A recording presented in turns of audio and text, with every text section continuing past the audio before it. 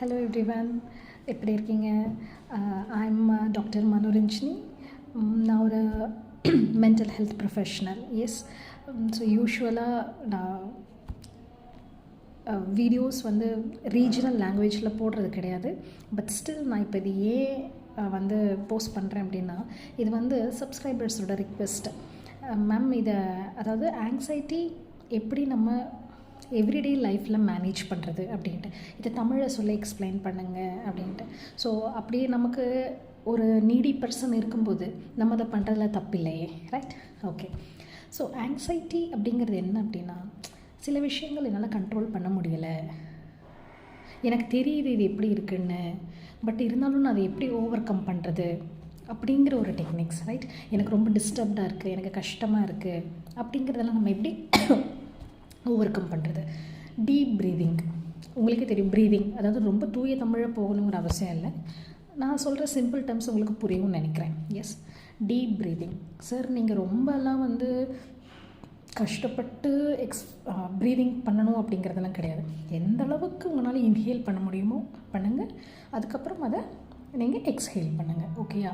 ஒரு 5 தடவை பண்ணுங்கள், அப்புறம் ஸ்லோலி 7 டைம்ஸ், அப்புறம் ஒரு 10 தடவை, அந்த மாதிரி எந்த அளவுக்கு நீங்கள் கம்ஃபர்டபுளாக இருக்கீங்களோ அப்படி, ரைட்? நெக்ஸ்ட் வந்து ஃபிசிக்கல் எக்ஸசைசஸ். என்ன யூஷுவலாக முடியுமோ, ஒரு வாக்கிங் ஆகட்டும், ஒரு மைல்டு ஜாகிங் ஆகட்டும், இல்லை ஒரு பாடி ஜஸ்ட் ஒரு ஸ்ட்ரெச்சிங் ஆகட்டும். நம்ம பிடி கிளாஸ்லலாம் பண்ணோம் இல்லையா, அதே தான் நம்ம இப்போ பண்ணுறதில்ல. கேட்டால் எனக்கு இந்த வேலை அந்த வேலைன்னு சொல்கிறோம். பட் நமக்கு இந்த பிரச்சனையெல்லாம் இருக்குது, இதை ஓவர் கம் பண்ணணும்னா இந்த மாதிரி நம்ம கொஞ்சம் லைஃப் ஸ்டைல் மாடிஃபிகேஷன்ஸ் பண்ணி தான் வேணும். ஓகே. நெக்ஸ்ட் வந்து டயட்ரி அட்ஜஸ்ட்மெண்ட்.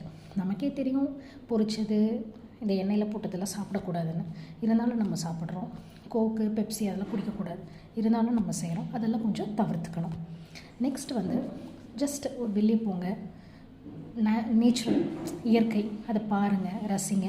அங்கேயும் ஃபோனை தூக்கிட்டு போய் நான் ஃபோட்டோ எடுக்கிறேன், ஸ்டேட்டஸில் வைக்கிறேன், ஃபேஸ்புக்கில் போடுறேன், எத்தனை லைக்ஸ் வருது, அந்த மாதிரி காம்ப்ளிகேஷனே பண்ணிக்கக்கூடாது. Living in the moment, present, இப்போ நான் அதை எப்படி என்ஜாய் பண்ணுறேன், அதுதான். நெக்ஸ்ட்டு சிரிங்க. நல்லா ஒரு ஆப்பர்ச்சுனிட்டி கிடைக்கிது அப்படிங்கிற ரொம்ப இறுக இல்லாமல் நல்லா வாய் விட்டு சிரிக்கணும். எஸ். அப்புறம் முடிஞ்ச அளவுக்கு எழுதுங்க. நம்ம இப்போல்லாம் என்ன பண்ணுறோம், மொபைல்லையே நோட் பண்ணிக்கிறோம், டைரி பேனாலாம் மறந்தாச்சு. ஜஸ்ட் நைட்டு படுக்க போகிறதுக்கு முன்னாடி எழுதுங்க, என்னென்னலாம் பண்ணேன், நாளைக்கு நம்ம என்னென்னலாம் பண்ணலாம், ரைட்? அதாவது இந்த சேஞ்சஸ் எல்லாம் ஒரே நாளில் மாற்றம் கொடுக்காது. பட் நம்ம ரெகுலராக பண்ணோம் அப்படின்னா சேஞ்சஸ் வர நல்லாவே வாய்ப்பு இருக்குது. சரிங்களா? இதை நீங்கள் ஃபாலோ பண்ணுங்கள், அப்புறம் நீங்கள் சொல்லுங்கள். Thank you so much.